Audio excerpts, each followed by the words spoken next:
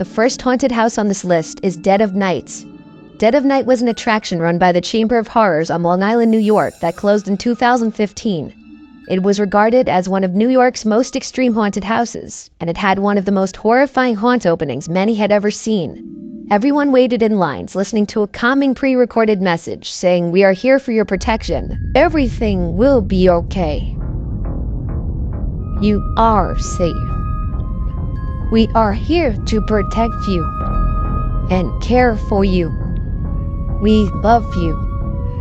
Nothing is real. All is well." Which was interrupted at intervals by an air raid siren and men in gas masks and suits, who each grabbed an unsuspecting patron and dragged them into the attraction. However, you'd be lucky if you were dragged in. Some people were zipped into body bags and some were thrown over actors' shoulders and carried in. The attraction opened with this very strong abduction scenario. Then the focus shifted to humiliation, which included the smearing of strange substances on patrons' faces and even hitting people in the face with large and painfully heavy objects. Dead of Night has been discontinued from the Chamber of Horrors, but people to this day still hope to see it return. In Chicago, Illinois, there's a haunted house called Miasma, which is just as extreme, if not more extreme, than Dead of Night. Miasma is restricted to those 18 and older, and patrons may only enter alone. Patrons will be restrained, blindfolded, smeared with blood, endure heavy physical contact, and more. It's invite only, however, and patrons who receive an invite commonly describe the instructions in the email to be very vague but clear, and that was to not share the location of where they're going with anyone, to show up alone, and do not show up late. If the instructions were ever disregarded, the experience would end. All guests are asked to refrain from sharing details of the experience, making it harder to get many details about what goes on inside.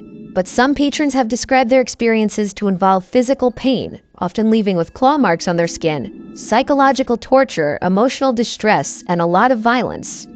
Miasma can be very physically demanding, forcing patrons to sometimes crawl through tight spaces. One patron said she at one point forgot she was in a haunted house and tapped out when it started to feel like she was genuinely in a life or death situation. The location isn't even revealed to guests until 24 hours prior, and allegedly the location always changes. Scarehouse, the basement.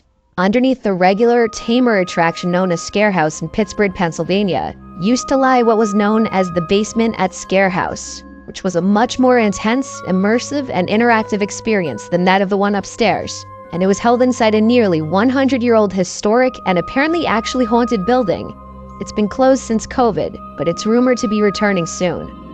You may enter in pairs or alone, though odds are not many people will be entering this place alone. The actors in this haunted house are incredibly convincing, and there's a lot of improvisation and dialogue as you make your way through each scene of what's basically your own personal real-life horror movie. It's not possible to make it from start to end without coming into contact and having to deal with the actors stopping you and messing around with you. There's extreme physical contact, sexual undertones, real electric shock, religious themes, very tight spaces, and much more. Like most attractions I'll talk about in this video, you must sign a waiver before entering. The basement can get so disturbing that the attraction appropriately has a safe word to yell out if a patron happens to feel violated or too uncomfortable. The Cult was an attraction located in North Conway, New Hampshire. The Cult had been called the ultimate in terror, only for die-hard fans of true horror, for those who want the experience of real-life terror to test your fears. It was an hour-long attraction and patrons had to walk through alone. Absolutely no groups allowed. Going through it, you would encounter violent situations, and the actors would lay hands on you many times.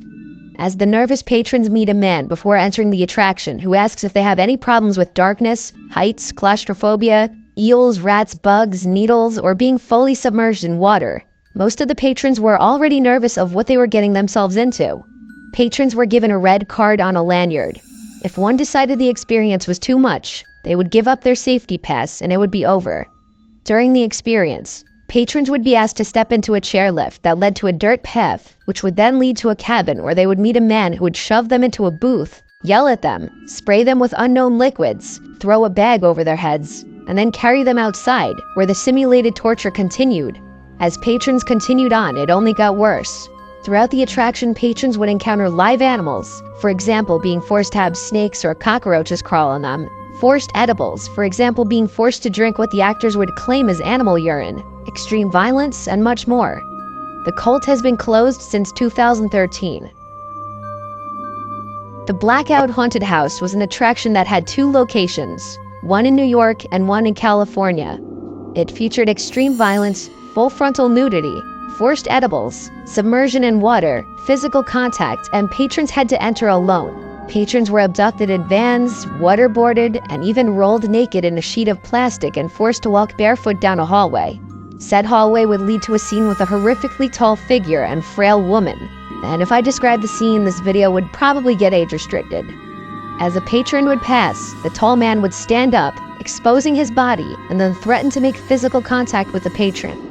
Blackout overall relied on darkness, loud noises, violence, and sexual situations to terrify its customers. Until around 2015, it had been a solo-only experience, but starting in, I believe, 2016 or 2017, patrons were allowed to enter in groups. It seems Blackout hasn't been open for the past 2 seasons. Freakling Brothers Victim Experience 3 is a Las Vegas attraction featuring extended submersion in water, electric shock, and extreme physical contact. The victim experience is extremely intense, and you must go through alone. One patron said he watched a camouflaged attacker appear out of nowhere, grab his colleague by the foot, then knock her down and drag her down a long hallway as she screamed. He was left alone in the darkness until the attacker came back for him and threw him over his shoulder.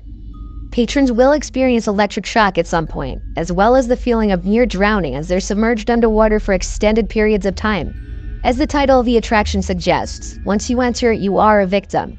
You will experience pain and you will be tied up, and you may be carried and thrown. Freakling Brothers actually run 3 haunted houses every year: Castle Vampire, Circus of Horrors, and Gates of Hell. The Gates of Hell became one of the first haunted houses in the country to be R-rated due to graphic content and their requirement of patrons to be over 18 and sign a waiver. The victim experience takes place in the Gates of Hell attraction, and it simulates what it would be believed to be like to die and actually go to hell. Without giving too much away, victims are put in several scenes where they're touched, forced to get down on their knees, and subjected to things that anyone would find uncomfortable. The Raven's Nest was one of the lesser-known extreme haunted houses, and it's been closed since 2009. It had been closed after it was deemed as too extreme by the town. Raven's Nest featured actors who were paid to induce pain on the patrons, as well as other humiliating methods of torture. The owner, Mike McNair, would hire mostly larger and more intimidating actors who would be capable of easily picking up, tying, or shoving patrons. Visitors would also be kicked to the floor and forced to do things like lick the ground, eat disgusting foods and liquids off the floor, and even have actors try to induce vomiting in the patrons. The attraction also played with claustrophobia, having patrons crawl through air vents filled with real cockroaches and spiders, as well as constant tight and cramped rooms and pathways. There was no safe word, which may have been a small factor in the eventual closing of the Raven's Nest. Many of you definitely have heard of this last one, McKamey Manor. This San Diego attraction, if it could even be called that, shouldn't even be in the same category as regular haunted house attractions.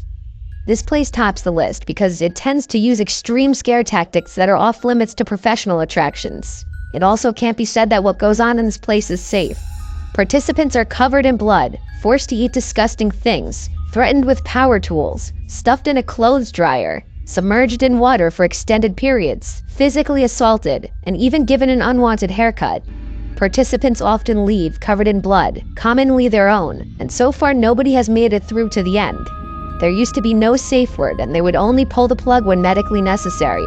This place plays with people's fears of claustrophobia with tight spaces and corridors, people's fears of spiders with restrained victims having up to or even more than 4 tarantulas crawling over their faces, people's fears of clowns, and just about anything else you could think of. Perhaps one of the more shocking parts is that the experience can go on for up to 10 hours, obviously a big contributor to why nobody's made it through to the end yet. For a long time, the place didn't have a safe word, and Russ, the owner, only added one after he was told he legally needed to. But even with this safe word, apparently the torture can go on for many people who repeatedly use the safe word, rendering it basically useless.